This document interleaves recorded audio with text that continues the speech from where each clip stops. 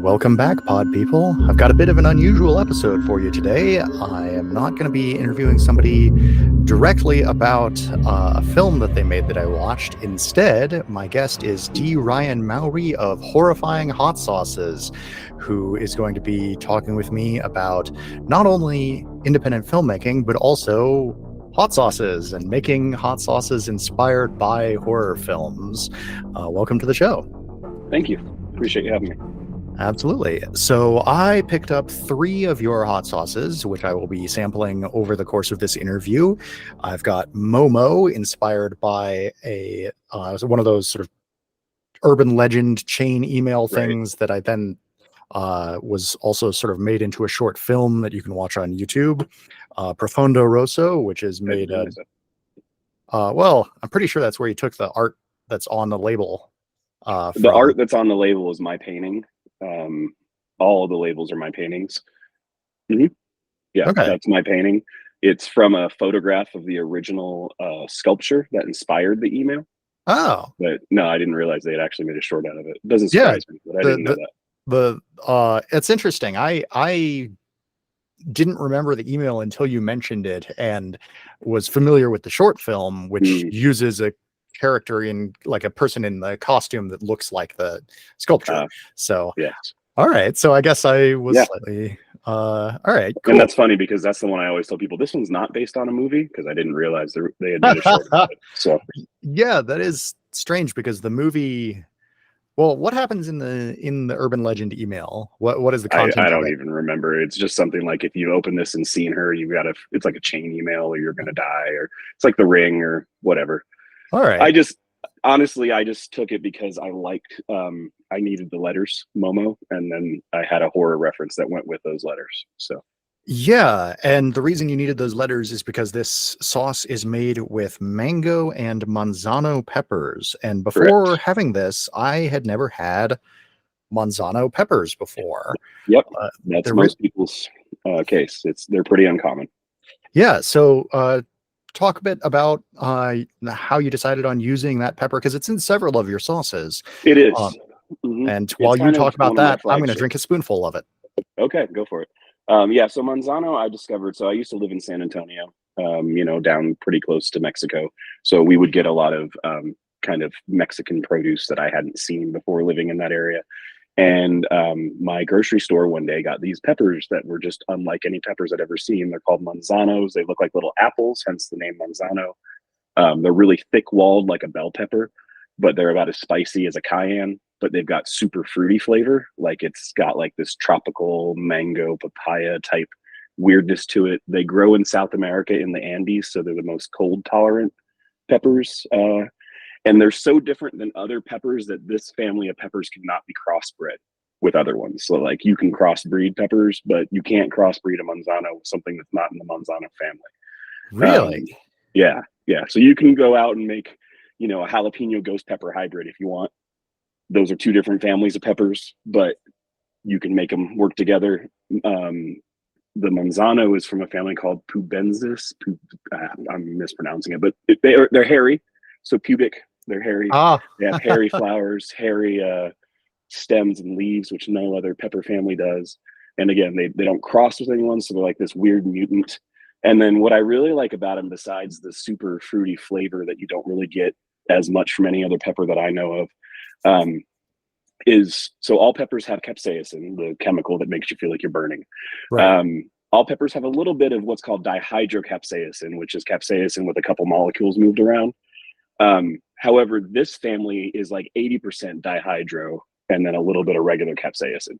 And the funny thing is, dihydrocapsaicin hits different people differently. So most people find this sauce really mild, but a small portion of the population will find it pretty spicy.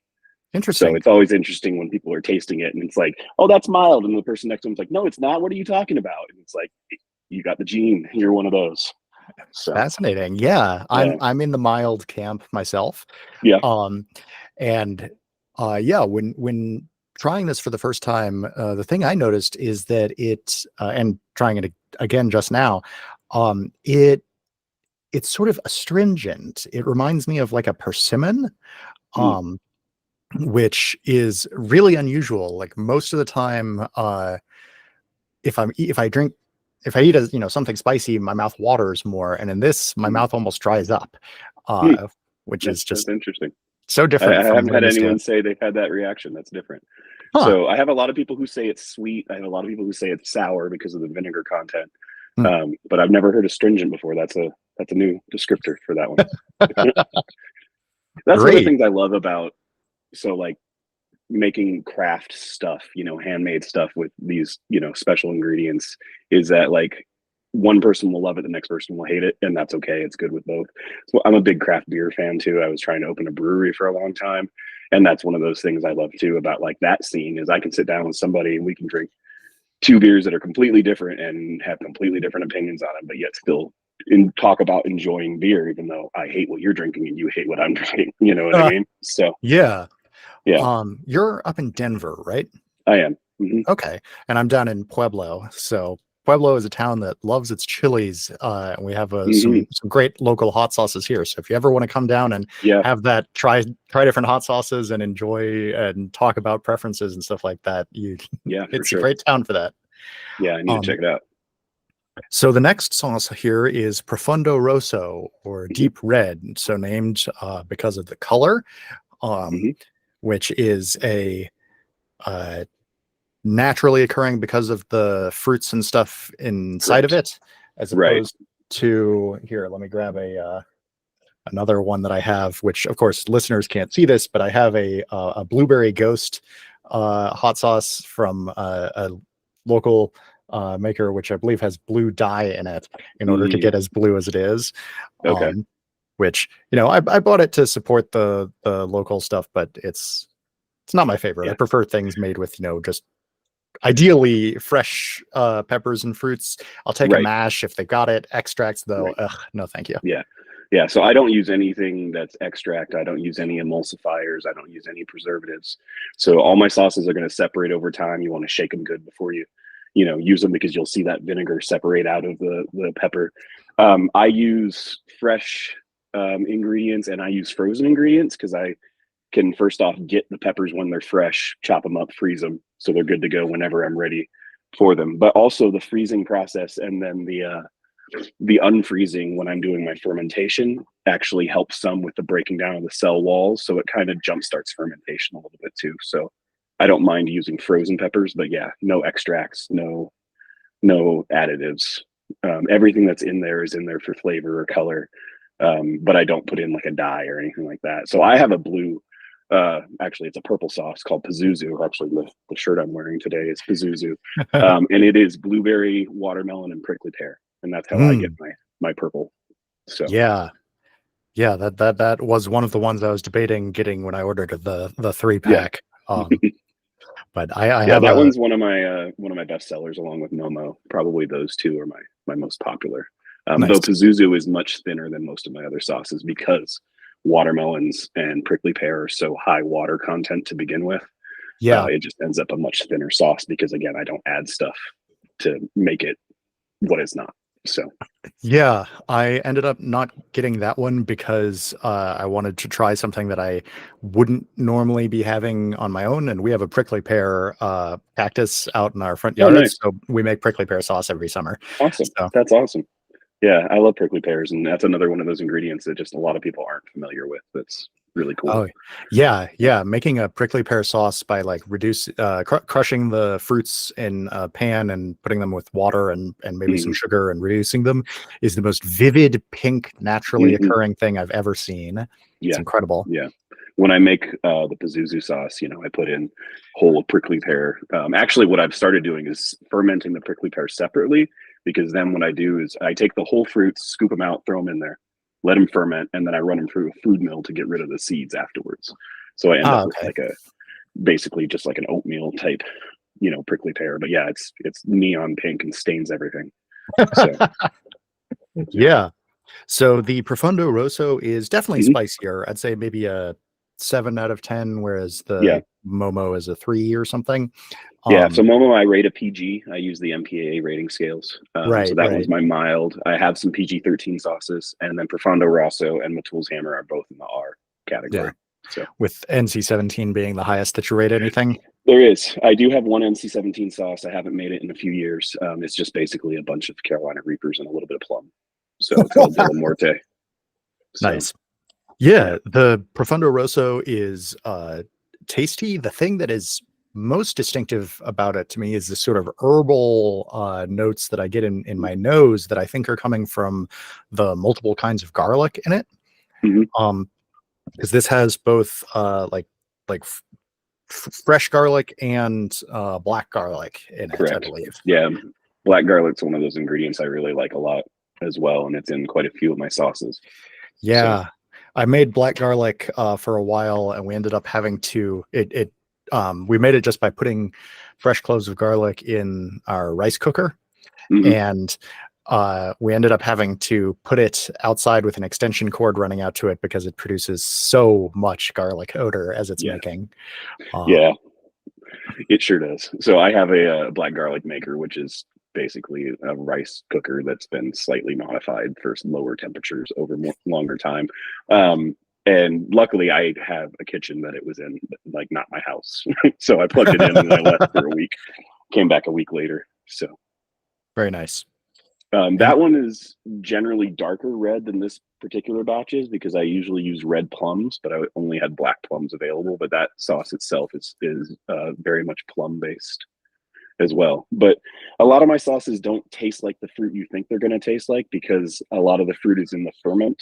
So that changes the flavors of it. A lot of it I put fresh fruit in afterwards when I do the blending if I want you to have like a heavy fruit flavor. yeah, So yeah, but that one, all the plums are in the ferment, if I remember right. It's been a while since I made that recipe. cool. And so then the last of the three sauces that I have here is Matul's Hammer, Mhm. named after a character from The Stink of Flesh, which I have purchased but not had the chance to watch yet, Okay. um, because I realized recently that I am perhaps a bit too hipster in that I can watch VHS tapes on my computer, but I don't have a way to watch Blu-rays or DVDs without going downstairs to my PlayStation. Yeah, I got so, it. so I haven't gotten around to watching this yet. Uh, but this one, you were much more closely involved with the creators of that Mhm. rather than just, making something and naming it in honor of them. So, Right. Right. so tell me a bit about that. Sure. So yeah, I have a lot of sauces where it's just this is a movie I like, so I'm going to put the art based on that, right? Like I have The Burning, which is The Burning, and I have Pazuzu from The Exorcist, and so on and so forth. But then one of the things that I'm trying to do since I was trying to open a brewery is kind of follow that craft brewery model of collaborations, where I work together with people to make something that is both of us, right? So I have a couple sauces that are sold at a local brewery here that are my brewery sauces. And then I have, as of right now, I have two different sauces. These guys right here that are my movie collaborations. So the first one, the one that you're having, the Tools Hammer, is like you said from Scott Phillips' movie The Stink of Flesh. It was a local movie shot in Albuquerque where I used to live before I lived in San Antonio. And it's a zombie movie where the main character uses a hammer and nails to kill zombies. So that's where the name the Tools Hammer comes from. Worked with Scott on coming up with some recipe ideas, things that he likes. So since the movie is set and made in Albuquerque, this has a bunch of extra hot red New Mexico peppers, a bunch of regular New Mexico peppers, as well as some guajillo.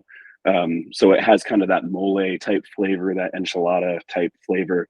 But then it also has chocolate habaneros and ghost peppers, as well as a little bit of blackberry and black cherry, and then the black garlic as well. So it's got that deep kind of roasty flavor from the dried peppers rather than fresh, because I'm using those traditional dried New Mexico chilies that you see in the store. Um, and yeah, so Scott's a good friend of mine. We've been working together for years. I've known him for at least 20 years, I think. And The Stink of Flesh, we released this because it just got a Blu-ray release last Black Friday. They just released it on Blu-ray from MakeFlix, so that's Tempe Video. so that's why we released this now. I've worked with Scott on a few of his movies. I worked on a movie that was called Just Buried and then was later released nationally after being completely remade by the producer as Wedding Slashers. So I Ah, was a bunch of, various things in that. And then the movie after that Scott made is a movie called Gimme Skelter, which I'm super proud of. Really, like, I think it's the best thing I've been involved with. And it's a film about a guy who thinks he is the son of Charles Manson, the illegitimate son of Charles Manson. So he's put together his own family, and in order to get daddy's attention, he's found a little small town, Banyan's Cross, New Mexico, population 66, that he is going to kill the entire town in one night. That's his plan, to get daddy's attention in jail. what did you say the title of this was? It's called Gimme Skelter. Oh, So okay. so Helter Shelter, Gimme Skelter, yeah. And then Gunnar Hansen, the original Leatherface from Texas Chainsaw Massacre, is in it in a non-horror role. He is not a bad guy in this movie. He does some of the best acting he's done in any movie I've seen him do. There's a scene in it that I helped shoot, and it still gets me misty-eyed when I watch it, where he's talking to his dead wife, and it's just like, dude, stop it. And he's such a good actor and so smart and so funny. God, I loved working with him. And there's a few other B movie stars in there, like Trent Haga. If you're a Trauma fan, probably know him. He wrote Citizen Toxie, Yeah. was in Toxic Avenger. He was in a bunch of the 90s and 2000s Trauma movies. So he's a main character in this as well. Yeah, And then, he got his start working on Terror Firmer and then impressed Lloyd enough that he got basically handed Toxic Avenger 4. right, exactly. And has gone on to write a bunch of other things, including some Lifetime movies, which is fun. Though his Lifetime movies are the most messed up Lifetime movies you'll ever see. So he was in it. Matul, so Curly Talapwala from Stink of Flesh. He is one of the killers as well. So it's got a handful of B movie stars, and it's just a really well written movie. And it's a horror movie, but really I always call it a drama with stabbings, because it's got like this whole P.T. Anderson, like, that kind of feel to it, where it's kind of different stories going on in one town at one time that are going to come together. You're waiting for all the stories to clash, and then there's also people getting killed. So it's a movie I'm super proud of. I'm actually have been trying to find distribution for it, but I have to buy the rights from the owner of that, which is not the filmmaker. So still working on all of that. Yeah, long story, but I hope one day people will be able to see it, because I mean, literally, it's had a 200 run DVD release, and probably most of the people who have seen it in theaters have seen it in Albuquerque, and that's about it. So, but it's so good. But yeah, Scott's a great filmmaker, and have really enjoyed working with him on his stuff. Yeah. So is the current rights owner like a distribution company or? Oh, it's one of the actors in the film. Oh, okay. So yeah, he was also a producer on the film, so he put up the money to make it and owns it. So I just have to. I'm trying to see if I can find a place for it to have a home, because I don't really have the money to buy it. But if I could buy it and then get it to someplace quickly, I could probably front the money to buy it. So we'll see. Right. Scott, actually, everybody should know who Scott is, but they don't. He made a movie called Drive back in the 90s with Kadeem Hardison and Mark Dacascos, which is basically Rush Hour 2 years before Rush Hour. It's literally the wisecracking black guy and the Asian martial arts dude on a road trip together. There's even a fight scene with cattle prods. I mean, literally, it's Rush Hour before Rush Hour. But then the producer messed it up, and it sat in limbo. Somebody saw it, made Rush Hour, and then it came out direct to video, and people assumed the other way, that it was the Rush Hour clone, but it's not. So really, everybody should know who Scott is. Unfortunately, they don't. If you've never seen Drive with Mark Dacascos and Kadeem Harrison, I 100% recommend it. It is generally, or I mean, I've seen it many times on the list of best American martial arts movies. It had the fight choreographer from The Matrix before they did The Matrix. Oh, wow. Yeah, I mean, it's just an amazing movie with a lot of great people in it that unfortunately a producer did bad things to, and then it never got the recognition it should have. But it is one of my favorites that I highly recommend. And it recently got a a Blu-ray release from MVD. Oh, So cool. I definitely recommend that one. Yeah, it's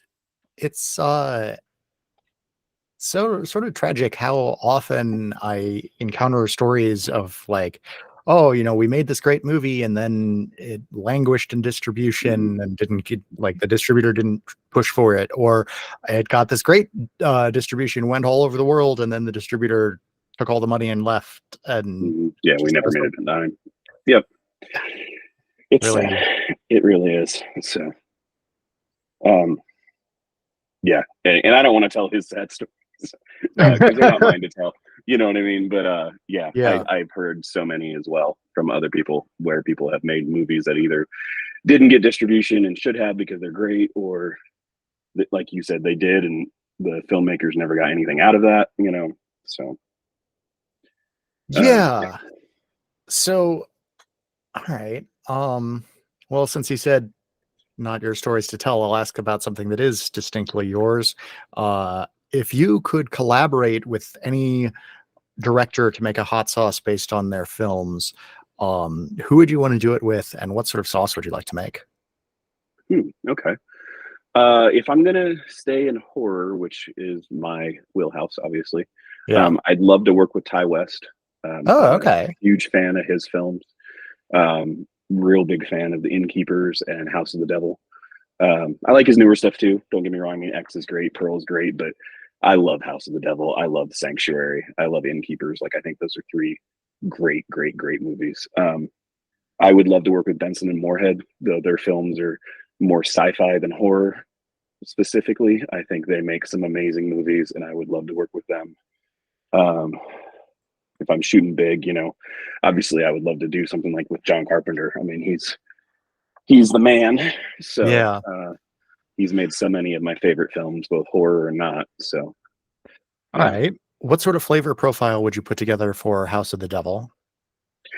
House of the Devil, man, it would have to be something that surprises you because that movie is such a slow burn until the last few minutes, and then all of a sudden things start changing. Like, you get a couple warnings, and I actually like sauces that do that. So one of the things that I'll do with my sauces is I'll put a variety of different peppers as far as their heat level goes. So I'll put some jalapeno, some habanero, some ghost, and not only do those hit you a little bit differently with their heat, but also with how long the heat lasts and how quickly it comes on. So like Ghost is notorious for you taste something, you're like, oh, that's not that hot. And then like a minute later, it's like, oh wow, that really is hot. And then like 3 minutes later, you're like, why is it getting hotter? So I would like to do something like that for a House of the Devil sauce. I would want it to be something that's deep, deep red in color because blood is so important in that movie. I would want it to be something where at first, when you taste it, it's sweet and a little hot, and you're like, "That's nice. I can deal with that." And then, as time goes on, it's going to build. So it would probably be something with some fruit up front, a little bit of red jalapeno for the base, and then I would add some Ghost. I'd add some Reaper. I'd add some other of those super hots that come on and stay in the heat because I would want to trick you at the end, just like that movie does. Yeah. Yeah, it's interesting. I was looking at the ingredients list for Matul's Hammer and Profondo Mhm, Rosso, and they seem pretty similar. But the mhm, Profondo Rosso, I get the heat pretty fast, and then it fades pretty fast. Whereas the mhm, Matul's Hammer takes a little bit and then builds and then lasts for a while. mhm. So what's the difference there? It's different volumes of the different types of peppers. So like Okay. jalapeno hits you pretty quick, but it's not very strong. It's not super hot. Yeah. So the jalapeno is what you're tasting up front. Ghost is very strong, but it, like I said, it likes to wait. It likes to linger. Habanero is kind of in between the two. It hits pretty quick. And then the other thing that's really interesting is when you get into different colors of peppers, they make a difference. So like a yellow habanero versus a red versus an orange versus a chocolate, those all have different levels of heat and they all hit you differently. So Um, chocolate is a different varietal, but the yellow mhm. and red and stuff, those are just based on when you pick it, right? No, no, No? they're all different ripe varietals. Yeah. Oh, okay. So a green habanero is any habanero that's not ripe. So that Right. part you got. Yeah. So that, but it could ripen to orange, it could ripen to red, it could ripen to yellow, it could ripen to chocolate, white. There's purple. I mean, there's just, in the last 10 years, people have gotten so interested in super hot peppers that there's now a billion varieties of all these things, and you can have all these different versions. But no, those are all different types. And the interesting thing is, like, a yellow habanero versus the standard orange one you get in the grocery store Mhm. is going to be less hot and more flowery. Yellow peppers have a much more floral flavor to them. The Interesting. chocolate habanero is going to be, a lot of people taste them as floral. I don't get floral. I get roasty and like deep, like you get from dried peppers, and it's way hotter than any other habanero you're going to have. Chocolate habaneros sometimes rival, in my opinion, up into the milder ghosts. Like they can get up that hot. To my palate. Now I know Yeah. if you test them, they don't get that hot. But I've had them where I feel like, wow, I would almost rather have a ghost than this, for burning my face off. So Yeah. yeah. Yeah, it's interesting. I know it used to be the case that Scoville rating was just a purely subjective thing. They didn't actually like measure the amount of Mhm, capsaicin in mhm, it. Is that still right. how it is, or these days are they do some sort of like? So my ratings are just like the MPAA's, totally arbitrary and made up by me. So, and if you don't know what I'm talking about, there's a movie called This Movie Is Not Yet Rated, which Excellent I film. 100% recommend, where it completely discusses how the MPA just makes shit up, basically. That's how my ratings are. They're based on what I personally think how hot they are. Now, Yes. as far as in reality, yes, you're right. So originally capsaicin was determined by how much water it took to cool you off, Or right? sorry, not capsaicin, Scoville rating. Scoville, sorry. Yes, you're Capsaicin correct. is the Oh, chemical that feels hot, or one of the correct, chemicals that correct. feels hot.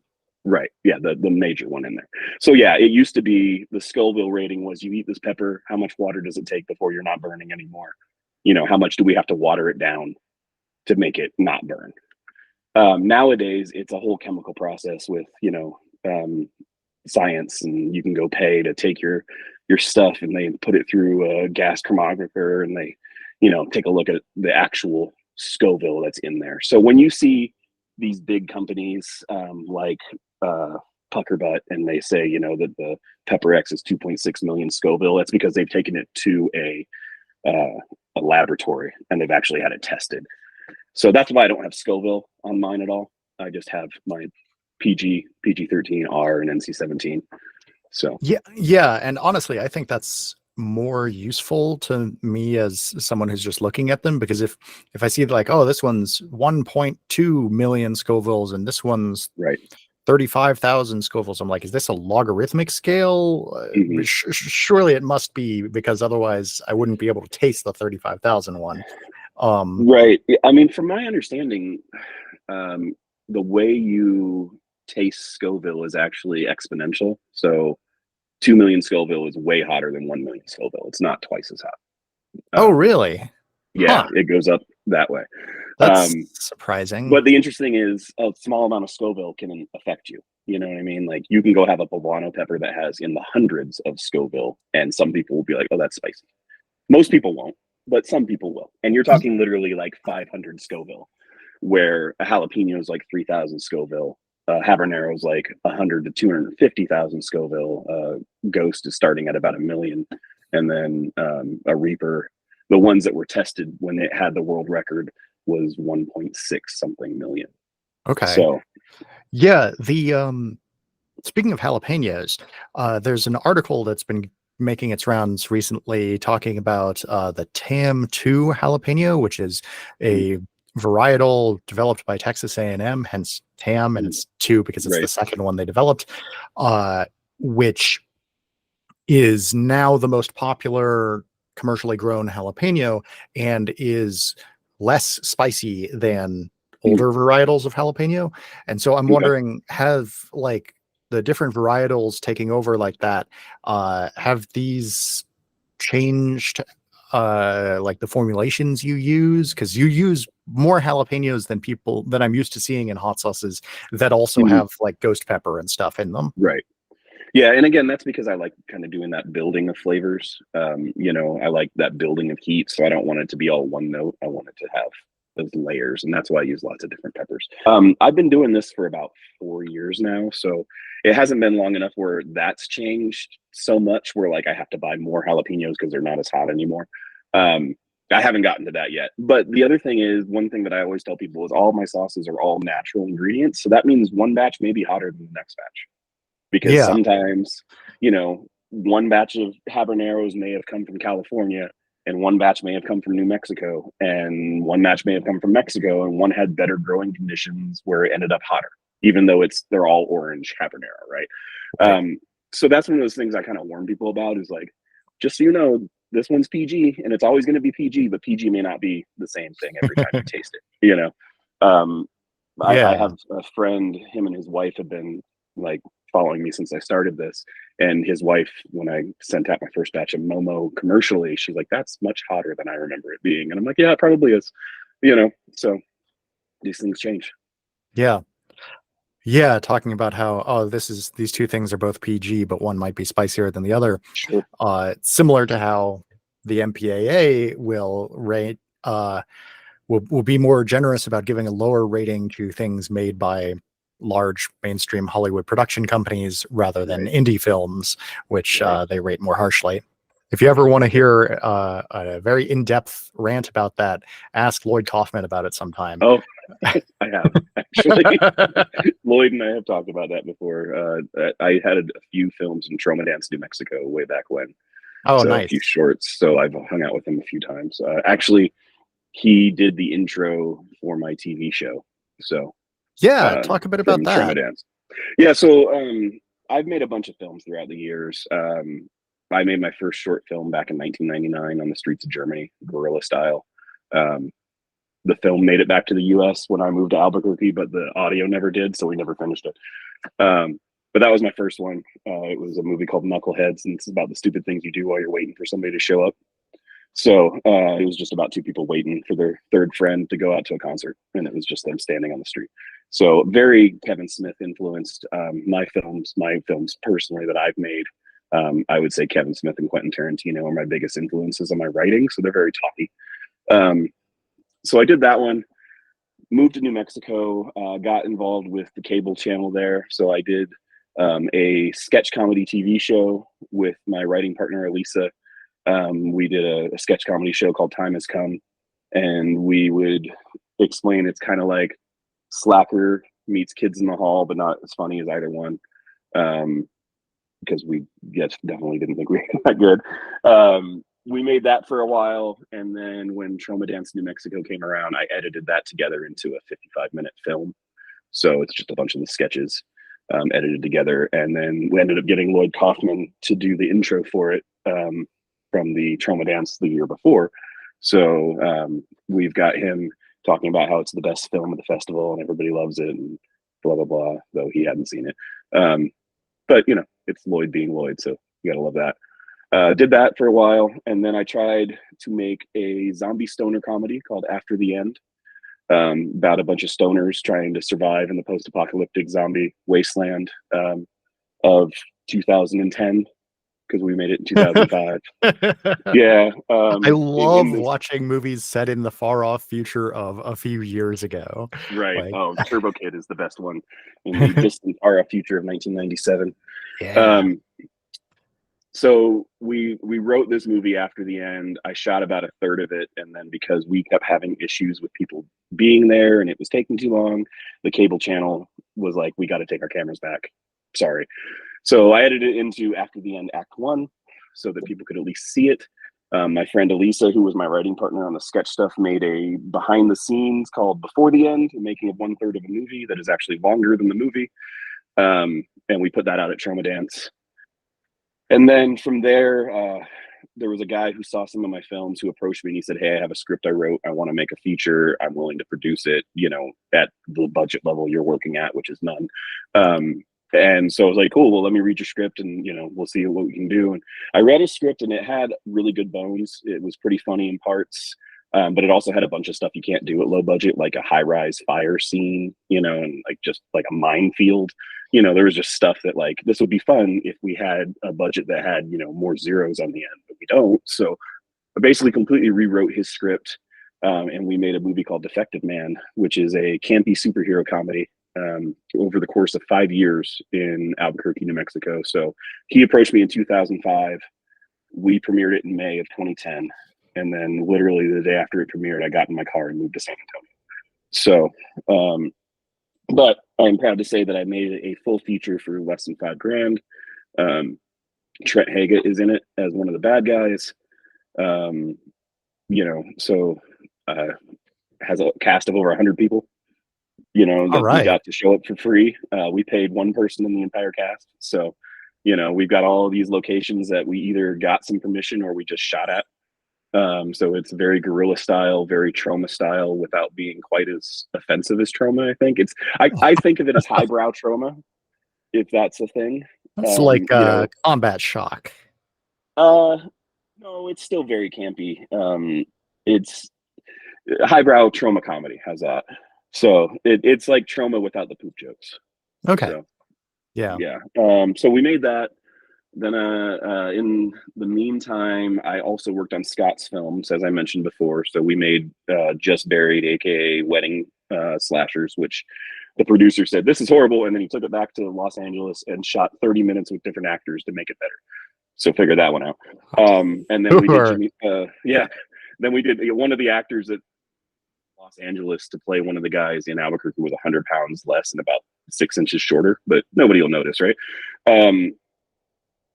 So anyway, after that, we did Gimme Skelter, which, like I said, I love and I wish everybody could see. And then I moved for a corporate job to San Antonio. And in the 13 years I was there, I was only able to do one short film, which is Cluster, which you can see online. It is an 8-minute short horror film. I call it my art horror film. So 8 minutes, no dialogue. It's all visual metaphor of what it feels like to have debilitating headaches.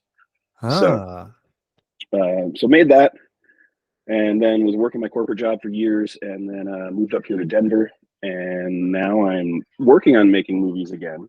Sorry, my cat's yelling at me. I don't know if you can hear him, but he's being really annoying. Moved up here, working on some other movies. I wrote a script since I got up here, and I was going to shoot it this spring, but my producer dropped out, and that kind of killed all my locations because I don't know anybody here in Denver. So now I'm trying to figure out what I can do to use all these great actors and crew that signed up for it to do something else that I can actually produce myself. So we're working on that. And in the meantime, like I said, I got back in touch with Scott to do this release. And Tempe Video is owned by J.R. Bookwalter, who is, if your listeners don't know, I mean, he made a bunch of shot on video movies back in the 80s, 90s, 2000s. Most famously, The Dead Next Door, which he shot on, I think, 35 millimeter or 16 millimeter when he was like a teenager. So he's been making movies forever.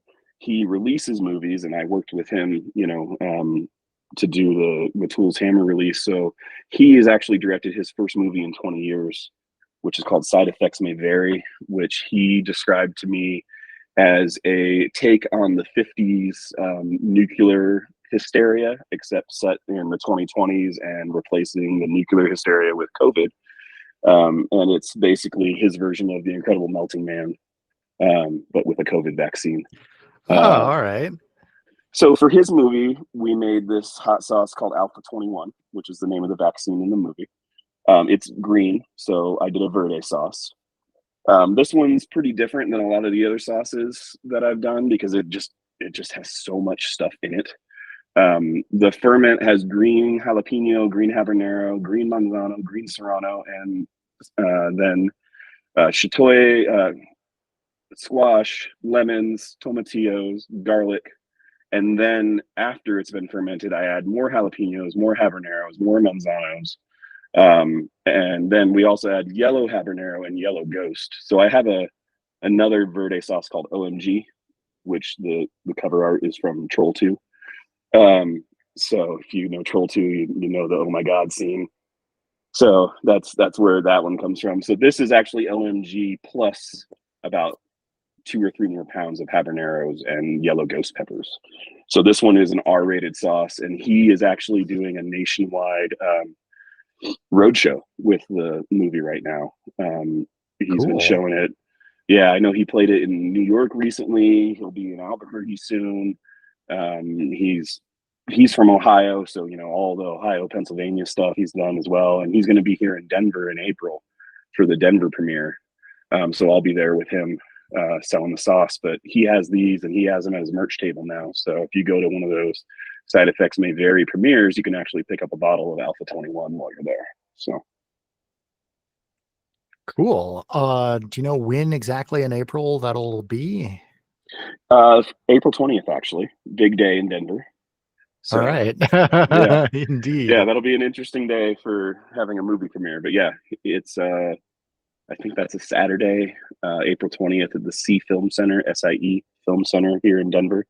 It's being sponsored by Vinegar Syndrome's store here in Denver. So if you're Oh, familiar with Vinegar Syndrome, the distribution company, they actually have 2 physical stores, and one is 7 minutes from me here in Aurora, where I'm at. wow. I did Yeah. not know that. I am familiar with Vinegar Syndrome, hmm and I did not know that they had a physical store in Denver. Yeah. That's Oh, cool. actually, they have 3 now. So their first one was Chicago. Their second one was Aurora. Actually, Aurora, Illinois, and then Aurora, Colorado were their first 2 stores. And then they just opened one in Toronto, I believe. But so they're sponsoring, and they're going to have on, I believe it's the 20th and the 19th and the 20th, or the 20th and the 21st. I forget which 2 days it is, but one day JR will be at their store here signing stuff. And then the next day will be the movie playing at the Film Center. I believe the movie plays on the 20th, and I think he's at the store on the 19th. Is that So, the archive, or is that yep, a? Oh, okay. the archive. I Yep. know about the archive. I didn't know they were associated with Vinegar Syndrome. Oh yeah. No, they're literally the Vinegar Syndrome physical store. Oh, So wow. if you Okay. go in there, you can get basically anything Vinegar Syndrome has ever released. They even have tons of out of print stuff still. Oh, So they've wow. got 20 copies of it, and they'll just, oh, by the way, that one's out of print, so get it while you can. It's one of the only physical media stores still around, and obviously I like physical media. Oh, I forget that this is podcast, not video, but behind me there's a bunch of movies. So Quite a number of movies behind. yeah, Yes. I'm a big proponent of physical media and buying the things that you like so that you'll always have them. I know too many people who are like, this is my favorite movie, but it's not streaming anywhere. And I'm like, well, come over and we can watch it because I have it, you Yeah. know? Yeah. So I did not collect physical media much really for a long time because I was moving and living in small apartments and stuff like that. And so it's not really practical, but I bought a house in 2020 and now I congratulations. have started. Thank you. Nice. I mostly have books, and I've been collecting VHS tapes because nice. I love the physicality of them, and they're extremely cheap. The archive actually has a large VHS section. So if you go up here and check them out, yeah, that's the context I've heard about them in before. And so, yes, I definitely, it's already saved to my Google Maps as a place I want to go. Yeah. So it's a neat store. So yeah, so they'll be sponsoring JR's premiere here in April. So that's the most recent collaboration, like I said. So, and then I have some other collaborations that I've done that aren't sauces that are out there right now. Actually, I just released a sauce called Sweets for the Sweet, which used to be a collaboration sauce with a brewery back in San Antonio called Weathered Souls. They did a nationwide program after all of the George Floyd and all of the surrounding stuff that happened that summer. They did a program called Black is Beautiful, and it was a stout beer that any brewery could brew, and they had to donate their profits to a local POC charity in their area. And through them, I think they raised over $2 million over the course of 3 years. So I partnered with them and made a Black is Beautiful hot sauce using their stout beer in it. Unfortunately, I can't get their stout beer anymore. So I have re-released that hot sauce as Sweets for the Sweet. It's the same recipe minus it's a different stout. It's not the Black is Beautiful specific stout. So, but I went with the same kind of theme. So the art for that one is actually a combination of the 2 Candyman films, the original and the 2020. So it has the new Candyman stepping out of the mouth of the old Candyman. Nice. So for the art, yeah. The 2 famous Candyman films. There are more Candyman films. There are, yeah. They're all here on my shelf behind me. So, yeah. Very nice. Yeah, I have parts 2 and 3, though no one really needs them. So they were not the best sequels. Yeah, You I know, still haven't actually seen them. I just know that they exist and they're on the list. The list is very long. So, they're okay. They're all not right. the worst sequels, Yeah. but they're definitely not the best. I mean, Tony Todd is so good that Oh yeah. I'd be happy to hmm watch it. They're worth Um, watching for his performance alone. yeah. So just make Do sure they you find them streaming. Don't buy them because I think they're out of print and stupid expensive for ah old DVDs. yeah. Do they use the Philip Glass soundtrack from the first one? They they yes, sort of. Like the composers incorporate a lot of his themes in Okay. the music for the second. I don't think it's the same musician for the second and the third. I know it's not Philip Glass. I'm just saying I don't know if the guy who did part two did part three, Ah, but there was a lot of that. Like you can tell it's the Philip Glass okay. Yeah, that is being built on. that soundtrack, my partner loves Philip Glass, and I was always just like, there's nothing happening in this music. I don't get it. And then I watched Candyman and I was like, okay, now I get it. Yeah, Now I it's understand why this is so that good. is some of the best movie music ever made. I think. Absolutely. I agree with you. In general, I'm not a huge Philip Glass fan. I do find him to be kind of boring. But Candyman is just so perfect.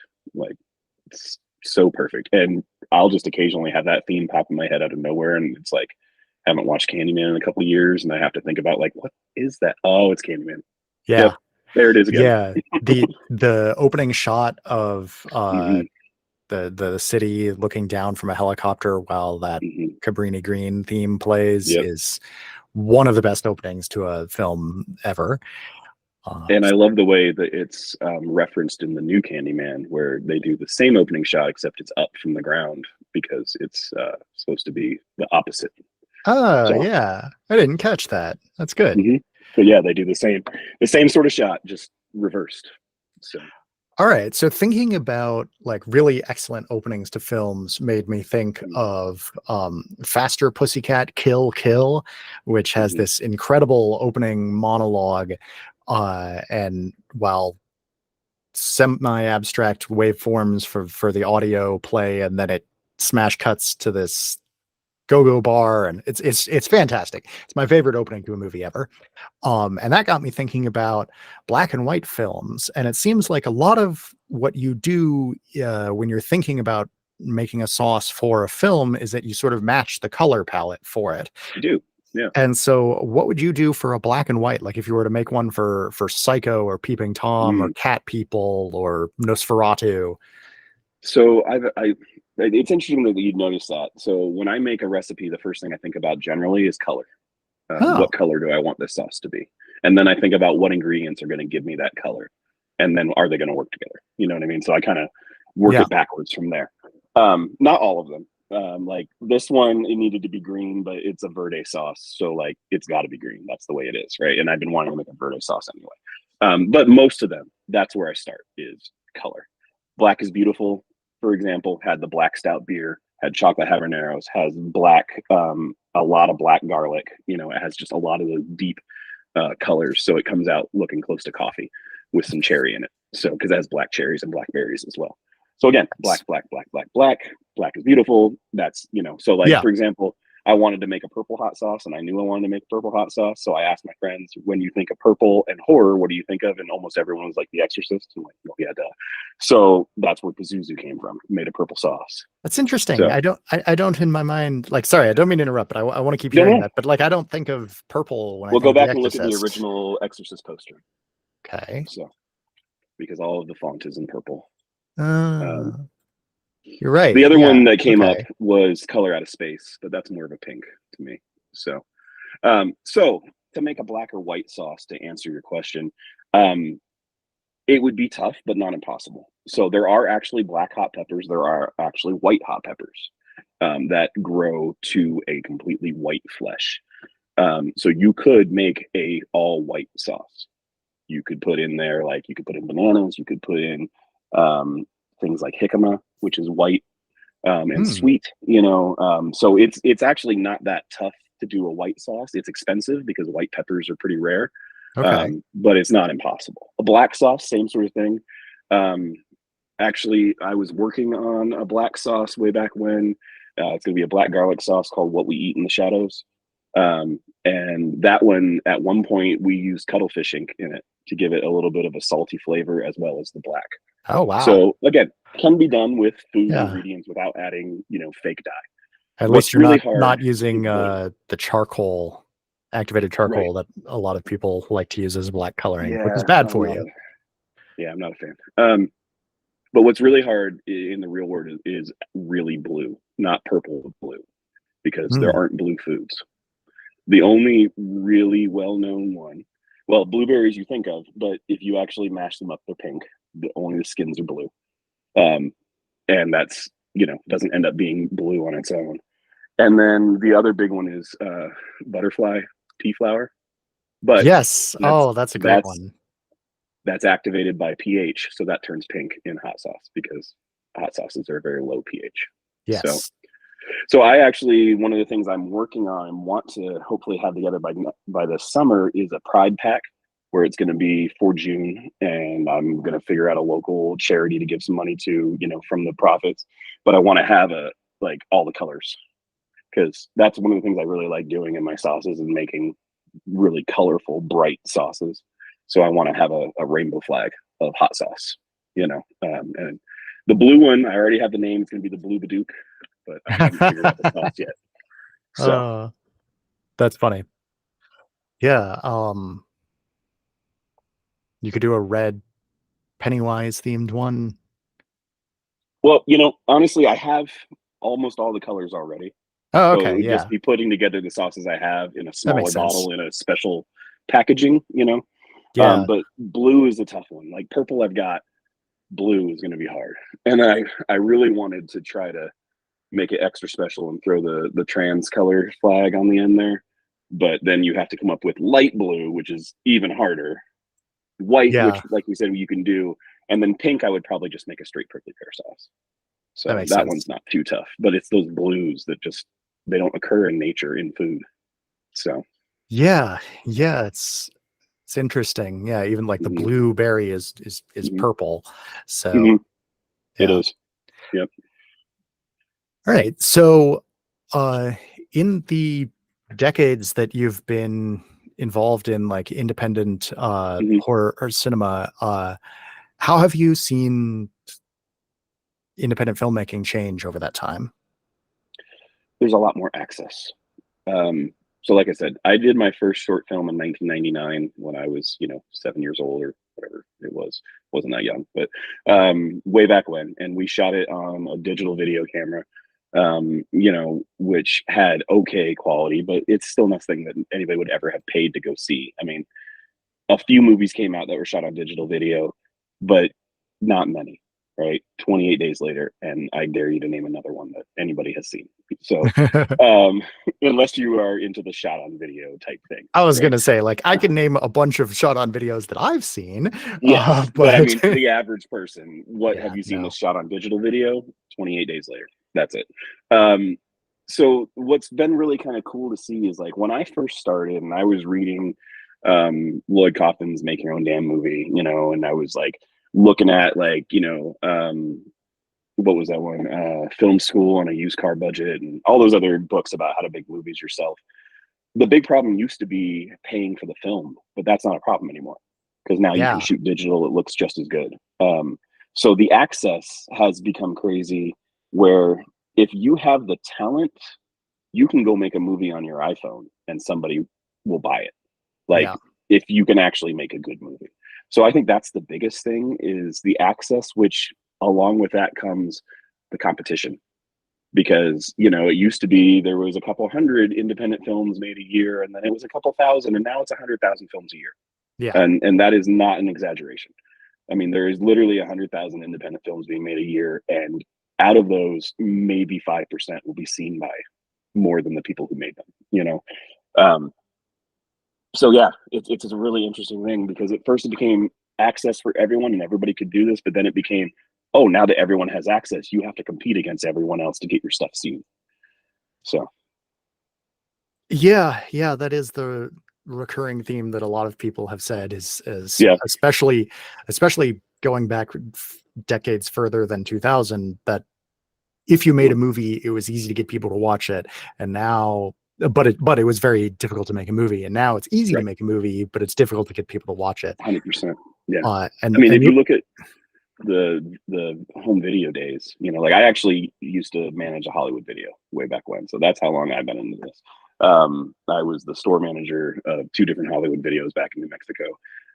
And yeah, when you look at when video first came out, when you look at things like Evil Dead, you could go and make a movie, and if you could get it on VHS and sell it to Blockbuster and Hollywood Video, you were done. You made your money back. That was all yeah, you needed. yeah, But you had to come up with $250,000 in the first place to make that super cheap movie.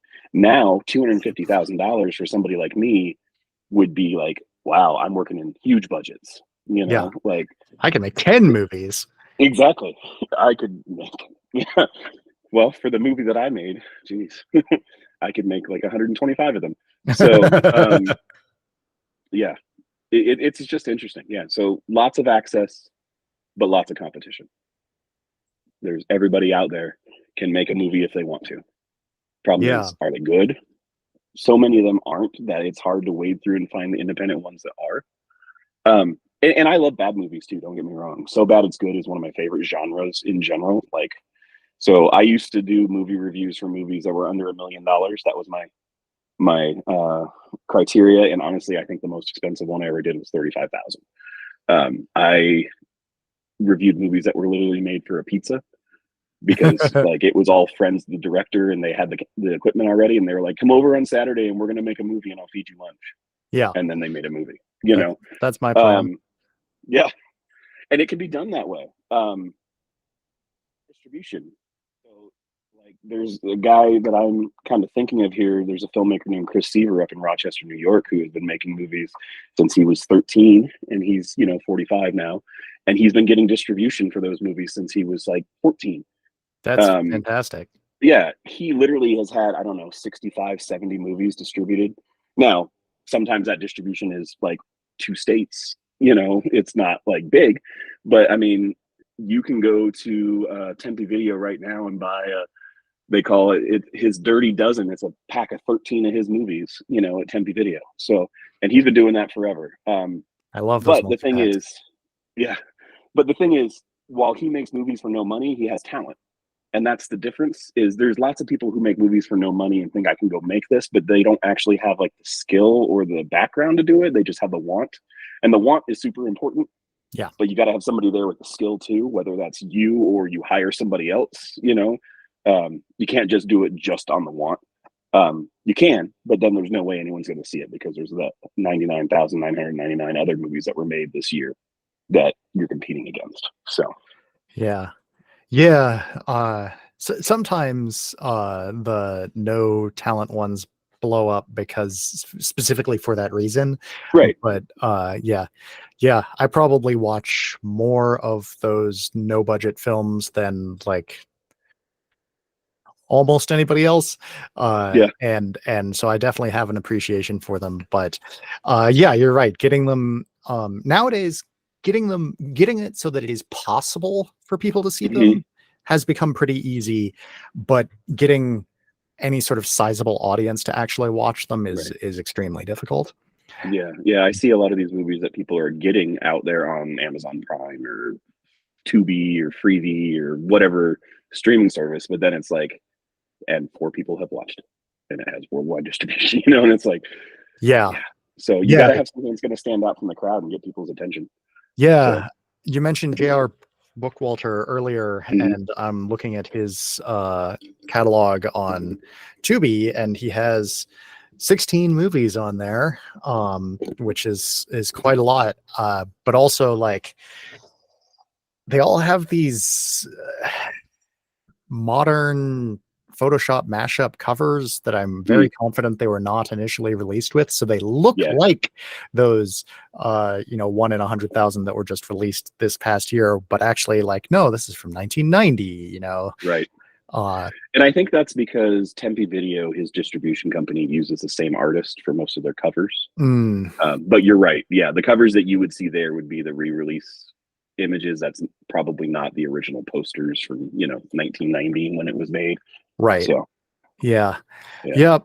So I've given this advice before, but once again, to anyone listening, if you want to expose yourself to more of these micro budget films, the technique that my friends and I use on our weekly movie night is we go on Tubi and we pick the genre, horror, and we scroll through and we each pick out maybe 5 or 10 movies, and then we watch, 20 or 30 trailers, and then we pick 1 or 2 of them to actually watch. And uh and half the time, sure, we only pick 1 or 2 to watch that evening, but I pick out another 5 that I watch over the course of the next week on my Right. own. Um, and yeah, most of them are relatively forgettable micro budget films, but Mhm. occasionally you'll find a diamond in Mhm. the rough. And Yeah, for sure. and if you're watching, 1 or 2 of these a day, like I am, then you'll find several diamonds in the rough every month, and Right. enough that you'll want to, if you're like me, you'll want to reach out and talk with the people who made them. Right. So there's definitely plenty out there that are worth There your is. time. There are. There are, for sure. And like I said, once you kind of figure out who the filmmakers are that are making these low budget movies that are worth seeing, then you can go back and see, do they have a catalog, and kind of Yeah. go from there. Oh, yeah, it's a small feature that a lot of people don't pay attention to on Tubi, but the director and the actors' names are listed below the film, and you can click on them Hmm. and you can see the other movies that they made that are on Tubi. That's how I found J.R. Bookwalter's stuff. I just searched for The Dead Next Door, clicked through, and I was like, all right, there's that and 15 more. Yeah. It's so convenient. Yes. So, all right. So, having been involved in independent cinema for 2 decades and continuing to be interested in it, where do you see independent filmmaking going in the next few years? Uh, I really don't know. I wish I had a good answer for that. I feel like there's gonna be this overkill point where, everybody and their mother has a movie on Tubi, and Yeah. it gets to the point where people are just gonna like tune out. Hmm. Um, and I think we're gonna end up going back to more of like the um, low budget in terms of Hollywood low budget versus independent low budget. So like the So, hundreds of thousands versus the 5,000s movies, okay. to be able Yeah. to get the attention. That's kind of what I see, but I don't know. I could be completely wrong. And the interesting thing is, every once in a while, there's a movie that comes out that just defies everybody's expectations and makes them look at things differently again, like the whole Terrifier thing. Um, Yeah. I Terrifier and am Skinamarink were the 2 that came to mind when you said that. Yeah, I am not a fan of Terrifier at all. Oh, Just not my thing at all. But I I'm liked it. very impressed. Yeah, I know lots of people who did. I just didn't. Um, but I Fair. am very impressed with what they did as far as getting attention and then Mm, working with that momentum, because they made an anthology film with one character that stood out. That character was popular enough that they spun it off into their own movie. That movie was popular enough that they made a sequel that actually got eyes on it and made it to theaters. So yeah. that's really impressive. Skinamarink, same idea. They made a YouTube video that actually got enough eyes on it that A24 picks them up and makes a movie. Right? I Yeah. think that was A24. I may be wrong on that. But same sort of thing. Like, I think those people who have the talent, if they get access to the equipment needed, you're going to see things like that, these low budget films that will step out from the mold. But the problem is, like I said, there's so many other ones that you got to wade through to find those, that I think they're going to be kind of rare. So, but then Yeah. again, I don't know what's going to happen tomorrow. So don't listen to me. um, Skinamarink was not distributed by A24. It was Okay. distributed No, I was by thinking of Talk to Me. Talk to Me is the yes. A24 Yeah, one. yeah, yeah. Yeah, yeah. Another excellent low but not micro budget film. Hmm. Yeah, Skinamarink was distributed by Bayview, IFC Midnight, and I Shudder, see. the streaming service. It was a Shudder Yeah. exclusive for a while. Yep. And they've actually been doing some interesting things. Like, I've seen a few movies by directors that I know, either through like back when I used to do reviews and stuff, um, that are getting their movies onto Shudder and getting bigger audiences and bigger budgets. So, Glorious is one that I saw recently that I had done reviews for the writer of that movie 10, 15 years ago when he was making $4,000 movies, and now, you know, he's written a movie that's on Shudder. Awesome. Another one was oh man, my brain just shut down on the title of this movie. Slapface. Thank you. Slapface was another one. It's a Witch in the Woods story. This drama of two brothers. It's a Shudder exclusive, and the guy who directed that, I wrote reviews for his short films 15 years ago. You know, so it can be done. You know, for anybody that's trying to make an independent movie and get up there, it can be done. But it's a matter of you actually have to put in the time and the work. And if you don't have the talent in certain areas, you need to find people who do, who want to collaborate with you. And then you can make a movie that can be seen. It's so easy to make one that isn't seen. That's the problem. Yeah, that's definitely but then it also comes down to, like, what are you making a movie for? Is it artistic fulfillment? Is it to make money? Right. Is it because Right. you want to get your name out there? Some of these are easier to accomplish than others. For sure. The making money is a tough one, but what's kind of weird is that hopefully shouldn't be your goal as a filmmaker. You know, like that should be a nice, like, and if I make money, awesome. But if you're an actual filmmaker, it should be because I have this art that I want to get out to the world in whatever way that is. And then making money is a nice side goal. The problem is, and I've talked with people who have told me this in person, so few people in Hollywood who make movies make them because they want to make movies. There, it's because we need to make the money.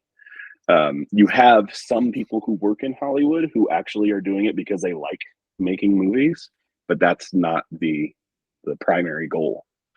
That makes for a different, very different outcome.